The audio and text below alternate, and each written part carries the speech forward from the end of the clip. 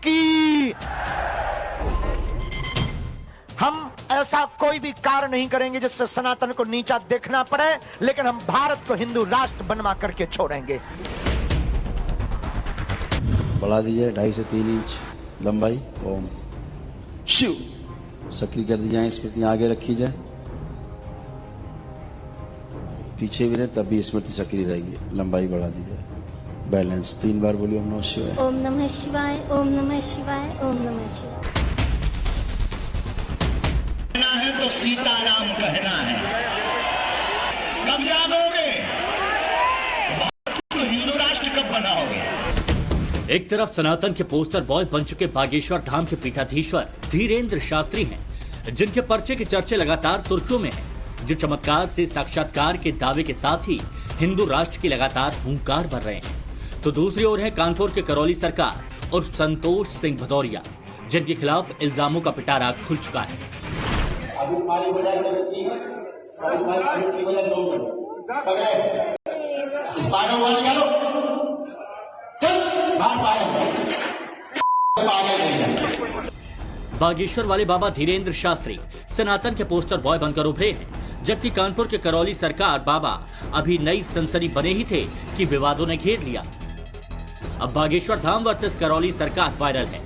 दोनों में कौन सबसे ज्यादा शक्तिशाली है, इसे लेकर सोशल मीडिया में बहस जारी है।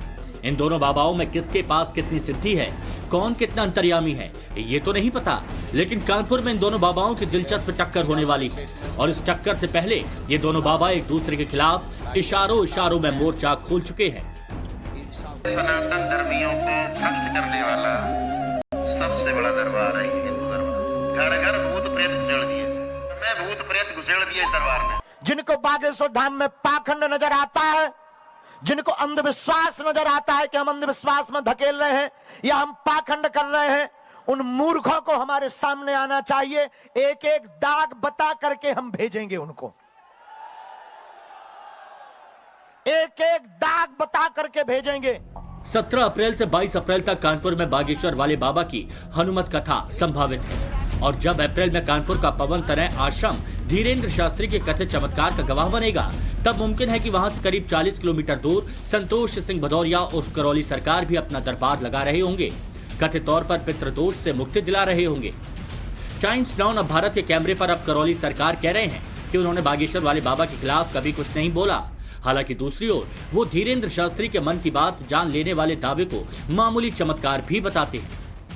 बागेश्वर सरकार को लेकर कुछ आपकी टिप्पणियां हैं, आप कहते हैं वो फ्रॉड है, हनुमान जी के नाम पर दरबार लगाते हैं। ऐसा मैंने कभी नहीं कहा। एक वीडियो मैंने सुना था, पता नहीं वो वीडियो कितना सच है। वो सुना होगा पगड़ी टोपी वाला। अब यूट्यूब पर पगड़ी वाले, मैं उसको टोपी वाले मैं उसको नहीं कहता हूँ। अच्छा, एक टोपी वाला है, वो है कहीं दिल्ली में, वो टोपी वाला है, वो करता है। मैं इसको कहीं बोला ही नहीं। अच्छा, तो आप बोल दीजिए कुछ बागेश्वर सरकार। बहुत अच्छा है। वो जो उनके दावे होते हैं कि वो मन की बात जान लेते हैं, तो आपको लग रहा है कौन सा बड़ा काम है? अच्छा, आप जान सकते हो। आप जान सकते हैं। मैंने प्रयास ही नहीं किया कभी जानने का। बागेश्वर बाबा वर्सेस करौली सरकार क्यों वायरल है, इसकी भी एक वजह है। करौली सरकार के यहाँ मुर्दों को जिंदा कर देने का दावा किया जाता है, जबकि बागेश्वर धाम के दिव्य दरबार में ऐसा दावा नहीं होता। करौली सरकार के दरबार में लाइव के दौरान 3 इंच लंबाई बढ़ा देने जैसे चमत्कार का दावा किया जाता है। हालांकि बागेश्वर धाम में भक्तों के साथ ऐसे चमत्कार नहीं होते।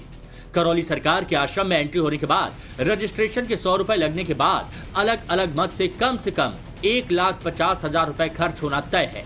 जबकि बागेश्वर बाबा और उनके भक्तों का दावा है कि बागेश्वर धाम में पर्ची के लिए पैसे नहीं लिए जाते।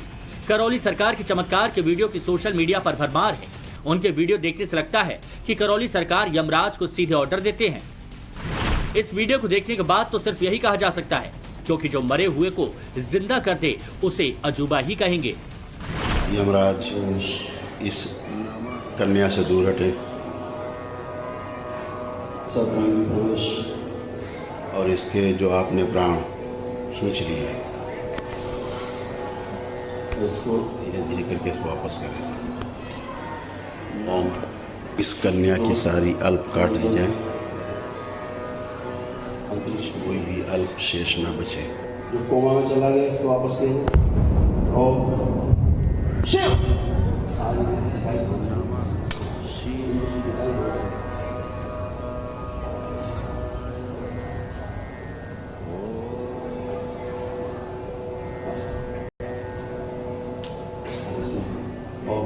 जितने शरीर कटे पड़े इसके स्वयं के सब जोड़ दिए जाएं। ओम शिव, सारे शरीर जोड़ दिए जाएं इसके उन्हें। ओम शिव। तो कोमा में सतरंगी वापस, शिव वापस, बैलेंस, सारे शरीर जोड़ दिए जाएं। उठिए बेटा, उठो। क्या नाम है इसका? नाम लो पूरा। उठिए, करवट लो, करवट लो, करवट। आप छोड़ो, आप हटो, आप हटिए बेटा, करवट लो, उठ के बैठो। ऐसे चमत्कार पर हमारी टीम ने करौली सरकार से सवाल किए, जवाब क्या मिला आप खुद सुनिए। क्या आपके दरबार में मरे हुए लोगों को भी जिंदा कर दिया जाता है? गलत।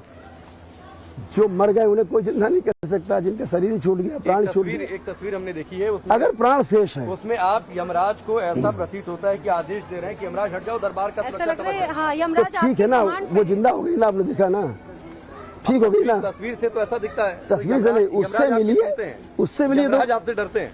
हमारा मकसद किसी की आस्था से खिलवाड़ करना नहीं है, लेकिन कोई अगर मरे हुए को जिंदा कर देने का दावा करे तो फिर सवाल तो बनते हैं।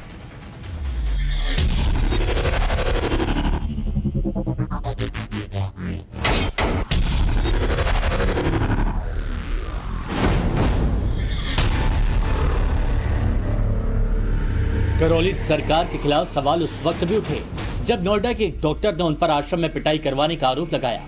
डॉक्टर ने करौली बाबा से कैमरे पर चमत्कार दिखाने को कहा तो बाबा नाराज हो गए। ये लाइव चल रहा है तो मैं देखना चाहता हूँ क्या शक्तियाँ। चैलेंज कर रहे हो? चैलेंज कर रहा हूँ, बिल्कुल। क्या चैलेंज कर रहे हो? यही चैलेंज कर रहा हूँ कि दिखाइए आप कुछ चमत्कार। क्या दिखाएं? जो आप दिखा सकते हैं चमत्कार। मामले में करौली सरकार के खिलाफ कानपुर के बिदनू थाने में एफआईआर दर्ज हुई तो घूम फिरकर बात सनातन के खिलाफ साजिश पर आ गई। लेकिन जब सवाल एक झटके में हाइट बढ़ाने वाले चमत्कार को लेकर हुआ तो बाबा इसका श्रेय संकल्प और प्रार्थना को देने लगे। हाइट कैसे बढ़ती है? अपने आप संकल्प से, प्रार्थना से। मैं चाहता हूँ कि मेरी 3 इंच हाइट बढ़ जाए। बढ़ जाएगी। कैसे? वैदिक ऐसा करने से मेरे घर वाले आश्चर्यचकित हो जाए। कोई नहीं करेगा। बच्चा आया तो 3 इंच हाइट बढ़ा। ये नहीं कर सकता आदमी। देखिए, ये आप जादू टोना में चले गए, ये उसमें चले गए, व्यक्ति का जो है वो जो बनाता है कि हम बहुत बड़े। लेकिन आप तो करते हैं? मैं नहीं करता। इस तरह की कई है बाबा जी, आप ही बढ़ा दिया। उसके पास संकल्प किया है उसने, तो मैं इतना कहता हूँ उसका संकल्प पूरा कर दिया जाए। शिव, संकल्प, बैलेंस और स्मृति, ये वो 4 शब्दों का मायाजाल है जो करौली सरकार अपने दरबार में आए भक्तों का इलाज करने के लिए इस्तेमाल करते हैं और हवा में ही ग्लूकोमा जैसी बीमारी का इलाज महज चंद सेकंड में करने का दावा करते हैं। 8 बार सर्जरी हुई है इसकी, 7 बार। ग्लूकोमा नामक रोग ऐसा है जिसका संसार में इलाज ही नहीं है, बना नहीं, अभी इलाज नहीं बना। और ये बच्चा आप देख रहा है पूरी तरह से, और बगैर चश्मे के देख रहा है। इतना मोटा चश्मा लगा रखा था आपने भी, अब इसकी नई आंखें लगा दी गई, नई आंखें लगी इसकी, ठीक, नई आंखें हो गई, नया शरीर दे दिया गया, ये सब देख पा रहा है। शिवान, तुम्हें अच्छा लग रहा है? कैसा लग रहा है? एकदम बहुत अच्छा। बहुत अच्छा। हालांकि करौली बाबा इसे चमत्कार मानने से इनकार कर देते हैं। इसके पीछे रहस्य को दकियानुसी करार देते हैं। ये दकियानुसी बातें चमत्कार और रहस्य की वही लोग करते हैं जो रहस्य के नियम को नहीं जानते, तो उन्हें रहस्य लगता है। कभी होते हुए नहीं देखा है तो चमत्कार लगता है। तो हम दरबार तो रोज कर रहा, हम रोज देख रहे हैं, तो मुझे तो रहस्य चमत्कार लगता नहीं। बात करौली सरकार के आश्रम या यूं कहें कि माया लोक की करें तो वो किसी महल से कम नहीं। आश्रम करीब 14 एकड़ में फैला है और यहाँ रोज 4 से 5 हजार लोग आते हैं, लेकिन इसके लिए भक्त को जेब भर के जाना पड़ता है। 100 रुपए के रजिस्ट्रेशन के बाद एक एक करके चार्ज बढ़ते जाएंगे। 100 रुपए का बंधन चार्ज सिर्फ सफेद धागा बांधा जाता है, जिसे हर 3 महीने में रिन्यू कराना होता है। इसके बाद 100 रुपए की 2 अर्जियां दरबार में लगती हैं। साथ ही कम से कम 9 हवन कराने होंगे और हवन की कीमत करीब 3500 रुपए होगी। हवन के लिए किट को भी बाकायदा रेट तय है। हर दिन हवन के लिए नई किट जिसकी कीमत 31,500 रुपए है, यानी कुल मिलाकर आपका खर्च 1,50,000 से ऊपर होगा। अब खबर है कि करौली सरकार बाबा ने पूजा पद्धति की फीस भी बढ़ा दी।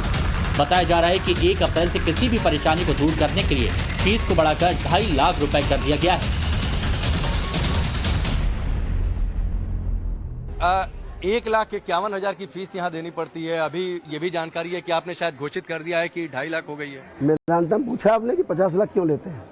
नहीं, मैं इसीलिए ये सवाल पूछा कि आप मैं बताएं। आपसे पूछ रहा हूँ, मेदांतम पूछा आपने 50 लाख क्यों लेते हैं? और आदमी मर भी जाता है। यहाँ गारंटी आदमी नहीं मरेगा? नहीं, यहाँ कौन मर रहा है? हमारे चिकित्सक कौन मर, इसमें कौन मर जाएगा भाई? सवाल तो बागेश्वर वाले बाबा पर भी उनके विरोधियों ने उठाए, जो फुल साउंड में हिंदू राष्ट्र की लगातार हुंकार भर रहे हैं। लेकिन राजस्थान के उदयपुर की धर्म सभा में दिए गए अपने इस बयान के बाद बागेश्वर बाबा कानूनी दांवपेच में फंस गए। महाराज जी कह रहे थे कि भारत में जरूरत नहीं पाकिस्तान को हिंदू राष्ट्र बनाना। हम कहते हैं महाराज जी क्षमा करना, पाकिस्तान तो अपन चलकर बना ही रहेंगे। कुंभलगढ़ में जो 100 हरे झंडे लगे हैं उन्हें भगवा में बनाना। ये हरों का देश नहीं है, ये भगवा मयों का देश है। बागेश्वर वाले बाबा पर उदयपुर की धर्म सभा में भड़काऊ बयान देने का आरोप है। इसी को लेकर उन पर मुकदमा दर्ज हुआ है। यहाँ पे धार्मिक भावनाएं भड़काने का मामला दर्ज हुआ है और सिर्फ उनके खिलाफ ही दर्ज हुआ है। एक ही। आगे किस तरह की कार्रवाई होती है? इसमें तफ्तीश होगी और तफ्तीश के बाद अग्रिम कार्रवाई की। धीरेन्द्र कृष्ण शास्त्री के खिलाफ धार्मिक भावनाएं आहत करने का मुकदमा दर्ज हुआ तो इसके विरोध में हजारों की संख्या में हिंदू संगठनों के लोग और बीजेपी कार्यकर्ता सड़कों पर उतर गए। कलेक्ट्रेट के बाहर प्रदर्शन कर मुकदमा वापस लेने की मांग करने लगे। मैं खुद भी धीरेन्द्र शास्त्री जी की बात रखता हूँ। मुकदमा करना तो हम सब भाइयों पे 2 लाख लोगों पे मुकदमा कर हम सब गिरफ्तारी देने को तैयार हैं। और हम यहाँ बैठे हैं, ये पुलिस वाले जितने हम पे ब्लड उठा रहे हैं, तो प्रशासन जितने गुंडागर्दी करना चाहता है उनको ये नहीं पता हम ब्लड खाने को भी तैयार हैं और यहाँ भिड़ने को भी तैयार हैं। यहाँ बैठे हैं जब तक वो 5 भाई हमारे नहीं छूटते हैं।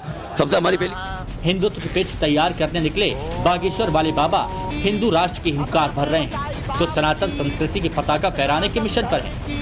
लेकिन गजब का इत्तेफाक ये है कि जहाँ जहाँ चुनाव है वहाँ बाबा मौजूदगी दर्ज करा रहे हैं। सवाल ये भी है कि बाबा बागेश्वर किसके लिए हिंदुत्व की पिच तैयार कर रहे हैं, क्योंकि जब से बाबा बागेश्वर फोकस में आए हैं तब से मध्य प्रदेश, छत्तीसगढ़, उत्तर प्रदेश, महाराष्ट्र, असम के बाद राजस्थान में एंट्री की।